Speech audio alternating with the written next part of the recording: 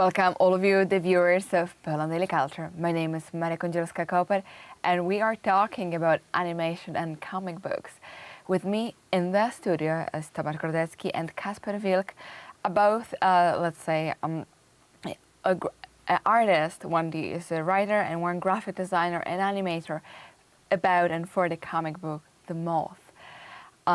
We've talked in the previous episode how you're going to plan to make this animation out of the comic book, and just to talk about it technically, because it is created already and it's out there.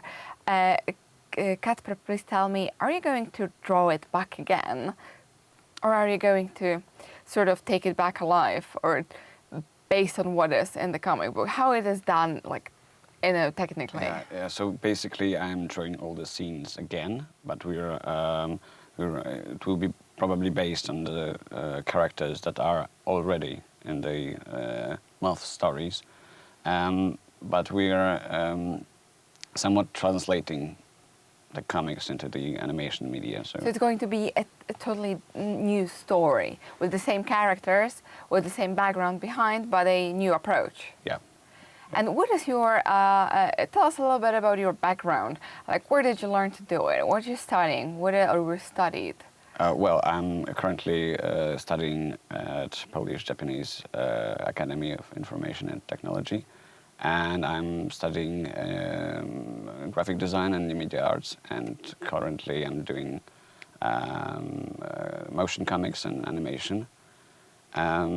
So, well, that's my background in it. And, well, I always liked to draw, and I always liked comics.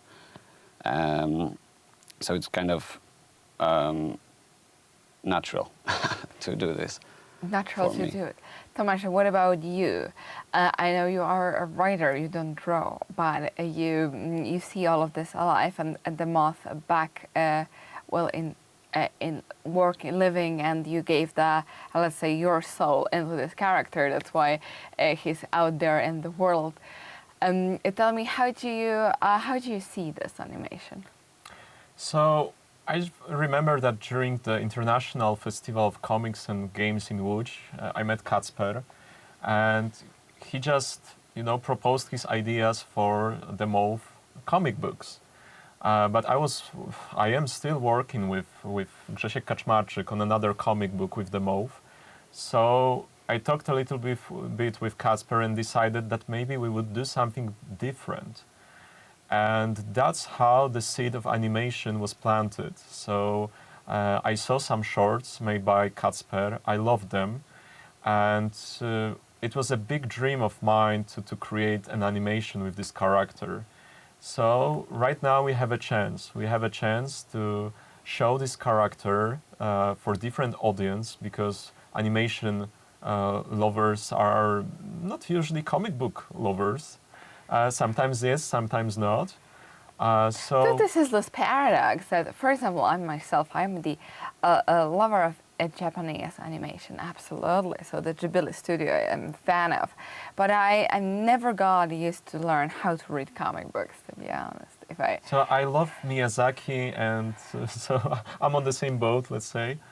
But at the same time, I think there are more, animation is more accessible. Yes. And more people can watch it, especially if it is free on YouTube. And speaking of comic books in Poland are kind of niche. So you need to find them in special comic book stores.